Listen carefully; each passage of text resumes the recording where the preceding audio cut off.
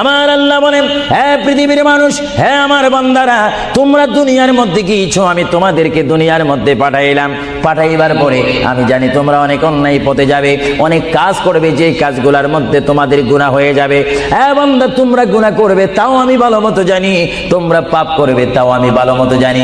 বান্দারে, পাপ করার পরে, গুনাহ করার পরে একাই কি মসজিদের মধ্যে তোমরা কেঁদেছো, রব্বানা যালামনা, বলেন রব্বানা যালামনা আনফুসানা ওয়া ইল্লাম তাগফির লানা ওয়া তারহামনা লানাকুনান্না মিনাল খাসিরিন বলে বলে মসজিদে কেঁদেছো, আসরের নামাজ পড়ে কেঁদেছো, যোহরের নামাজ পড়ে কেঁদেছো, মাগরিবের পড়ে কেঁদেছো, এশার নামাজ পড়ে কেঁদেছো। এ বান্দা, নামাজের মুসল্লা যখন বসে যাও, আমি আল্লাহকে তোমরা বারবার বল, আল্লাহ গো আমার গুনাহ মাফ করে দাও।